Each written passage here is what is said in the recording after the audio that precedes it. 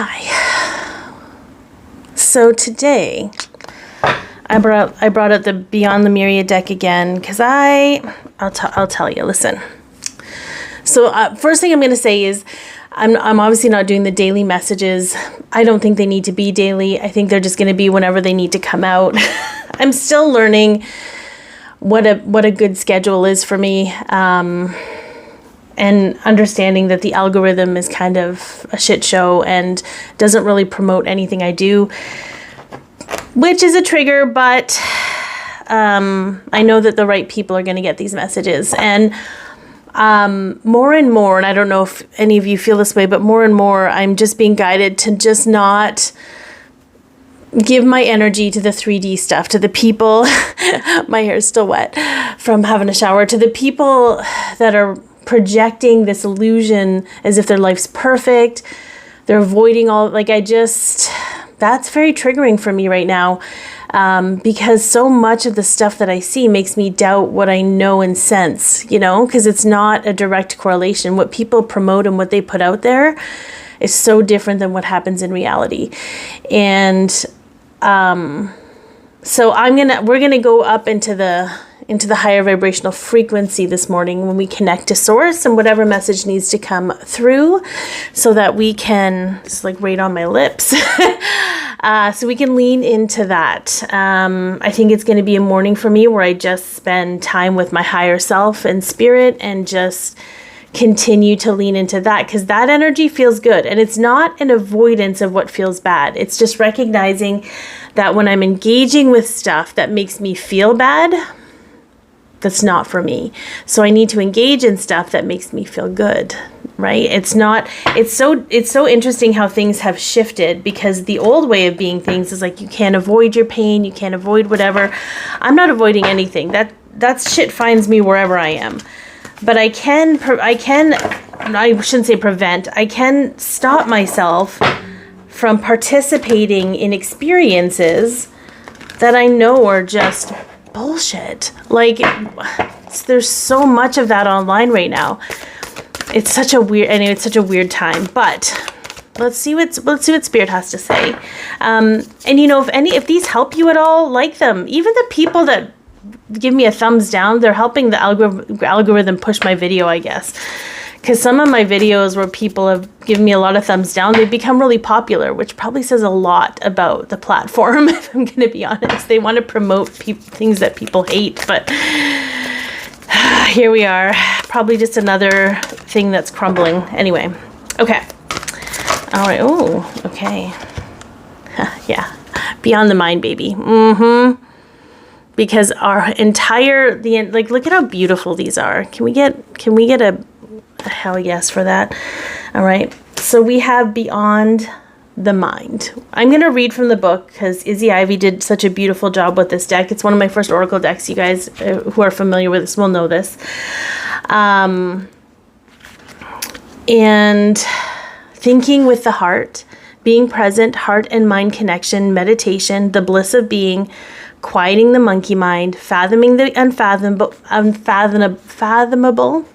finding happiness within, going beyond intellectual limitation. The mind is a wonderful tool for moving us through the logistical elements of life so we can function in the world. However, its endless chatter, self-doubt, limiting stories, and subconscious programming can also keep us in our suffering. I think that's the perfect card for what I just talked about. How, and I can't speak for everyone. I can only speak to my own experience. And if that helps you, then beautiful. So where I go and I look at things and they create doubt for me, and then they create this monkey mind thing instead of just staying in my lane.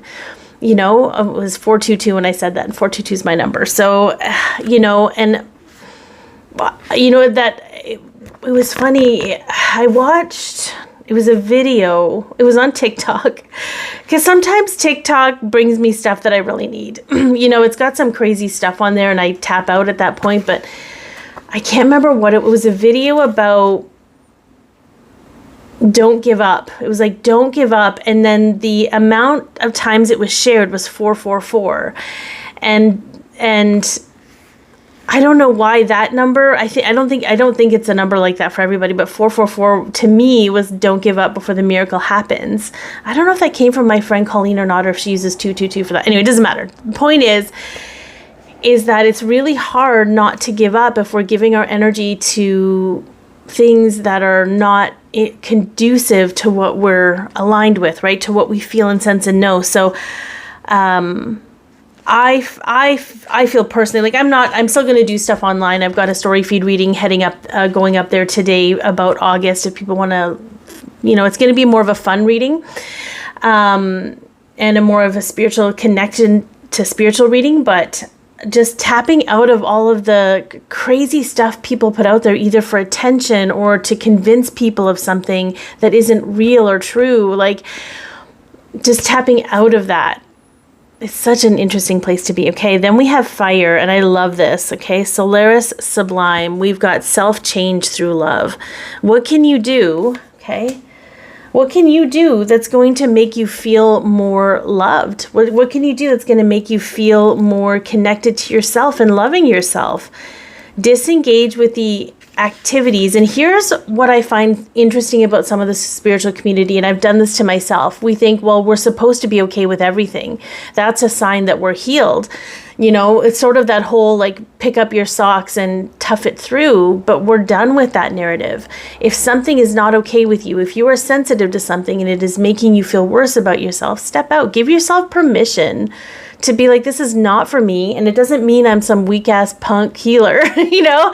Let that go. Let it go. You don't have to be okay with everything or everyone. That's not what we're here for.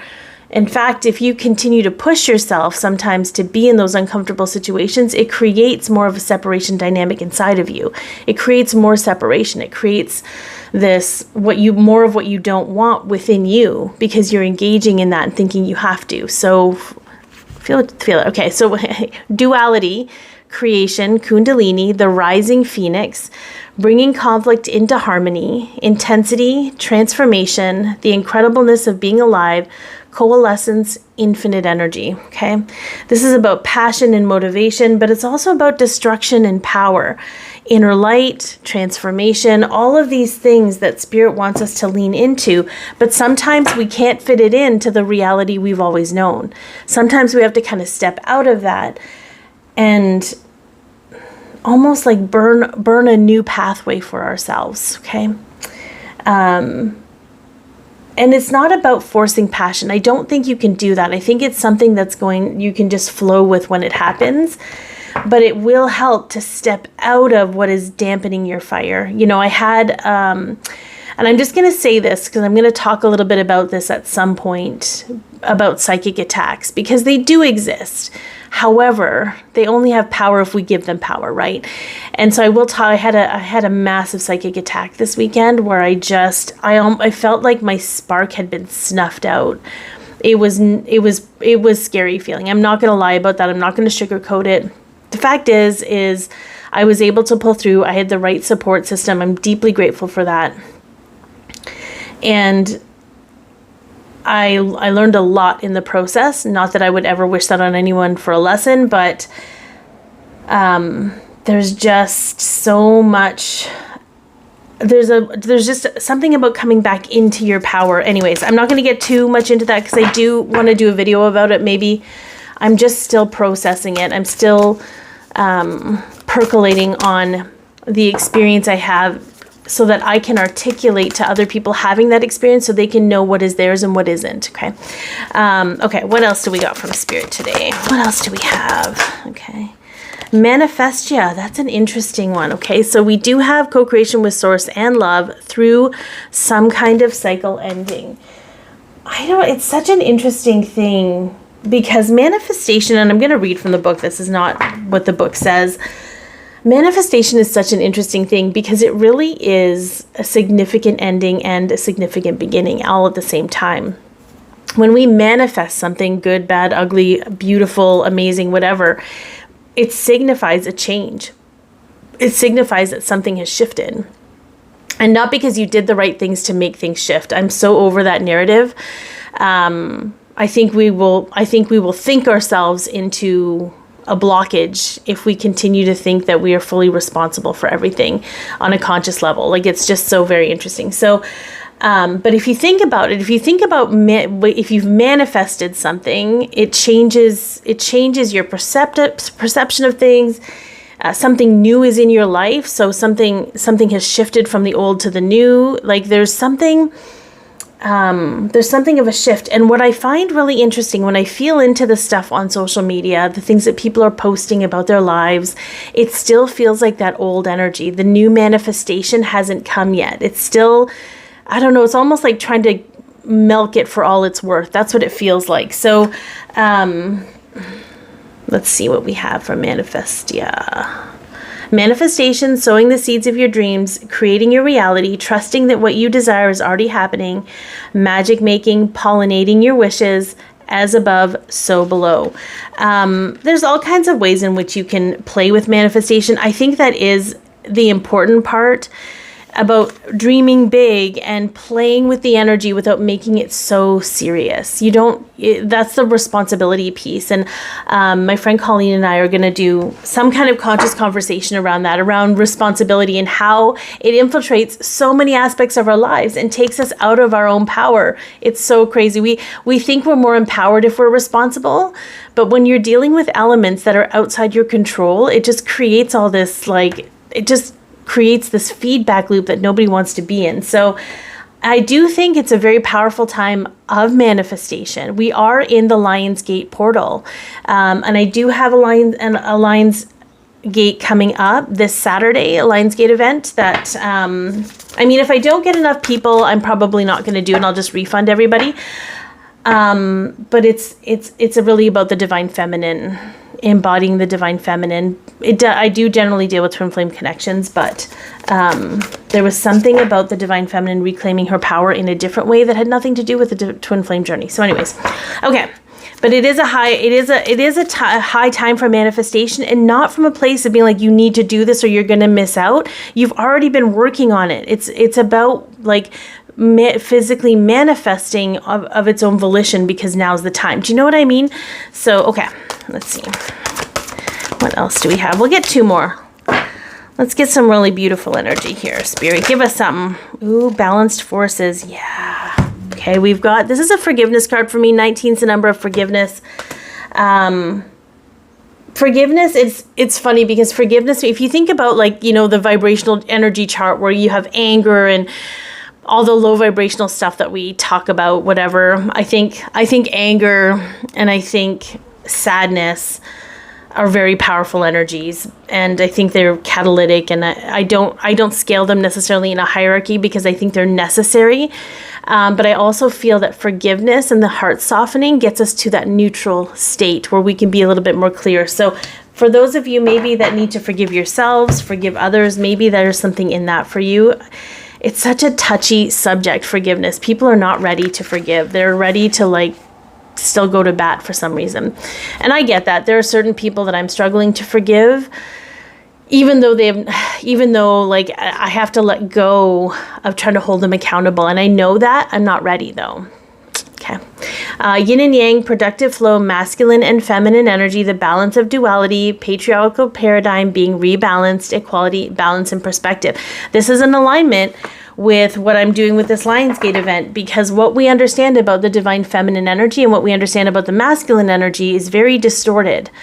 And there is no right or wrong way. It's just me wanting to share what's been shared with me and what I've been putting into practice and how different it feels. Okay. Okay. Let's see. One more. The third eye. So much so. Okay. The pineal perspective. This is the perception. And it's funny because a couple of years ago when I did it, the last time I did a Lionsgate event, we went through this whole process of where the information goes down into the heart and then through the third eye, instead of the third eye trying to filter everything, because there was calcification. There was all this interesting, anyways, you had to be there, I guess. But it's interesting that that's coming up again, because and how much what we see in the physical world affects our ability to trust our sensing and knowing. It affects the filter with which we perceive the energy. The seat of wisdom and consciousness, intuition, imagination, seeing inner and outer worlds, limitless understanding, okay? Enhancing your imagination or intuition. Spirit wants us to be a little bit delulu right now. They want us to be a little bit delulu about things because we're in the in-between still. We're still in this void place where if we look for proof, we're going to be disappointed and create doubt, and then it's going to take us out of that vibe that we've been creating for ourselves. And not from a place of you missing out, but just from a place of you feeling awful while you're waiting. You know, there's this, I'm over the whole FOMO, I'm over the whole you better do this or you're going to get stuck in a karmic cycle. I'm over all that. That is 3D BS. And the part of our conditioning and programming. I know I said this can be like can we just get some fun light energies? Apparently that's not happening today. But there's a part of our conditioning and programming that is constantly looking for things to be wrong, and it's constantly looking for things to fix, and it's constantly looking for things that we can do. And in that, we think we have control, and we think we feel better knowing that we're participating in something. But that participation, because it doesn't have the outcome that is expected with that action, creates more disappointment, and it just creates a crappy feeling for us. So this is going to be at the beginning of this week. I just feel a little more detachment, a little bit more connecting to the delulu imaginative part of yourself. The what if things did work out. Ooh, there's a little pretty yellow bird. I think it's a canary. It's very cute. Anyways, I've never seen that bird before. Anyway, so yeah, somebody look up a yellow bird and let us know in the comments what it is, because Spirit is going to send us lots of messages this week to remind us that we're on track and to not engage in things that make us feel like we aren't. We're done with that. We're done feeding the wrong narrative energetically. Oh, the energy is so interesting right now. Maybe I'll do another video on that. I'm not going to keep you too long. I'm sending you all lots of love, and take care.